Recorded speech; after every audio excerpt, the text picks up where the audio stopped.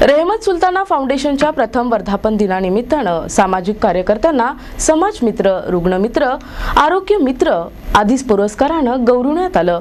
कार्यक्रमास बहुजन चळवळीचे मार्गदर्शक प्राचार्य शिवाजीराव देवडे प्रमुख पाहुणे म्हणून उपस्थित होते। दूरदृष्टीचा समाज सुधारक म्हणून महात्मा फुले यांच्याकडे पाहावं लागेल। समाजातील मूलभूत प्रश्नांकडे बारकाईनं पाहून आणि समाजाच्या भविष्याची गरज ओळखून प्रत्येक प्रश्नाला सक्षम पर्याय उभा करून आपल्या सर्वांसाठी आदर्श उभा केला। तसाच पर्याय आजच्या पुरस्कारार्थींनी आणि सामाजिक कार्यकर्त्यांनी उभा करावा, असं आवाहन बहुजन चळवळीचे मार्गदर्शक प्राचार्य शिवाजीराव देवडे यांनी केलं। रहमत सुलतान फाउंडेशनच्या प्रथम वर्धापन दिनानिमित्त सामाजिक कार्यकर्त्यांना समाज मित्र, रुग्ण मित्र, आरोग्य मित्र पुरस्काराचं वितरण करण्यात आलं। या कार्यक्रमाच्या अध्यक्षस्थानावरून देवडे बोलत होते। यावेळी प्रमुख पाहुणे म्हणून कॉम्रेड डॉक्टर मेहबूब सय्यद, संस्थेचे अध्यक्ष युनुस तांबटकर, सचिव एजाज खान, विश्वस्त सुफियान तांबटकर हे व्यासपीठावर होते। जयंत एलुलकर, हरजित सिंग वधवा, अभिजित वाघ,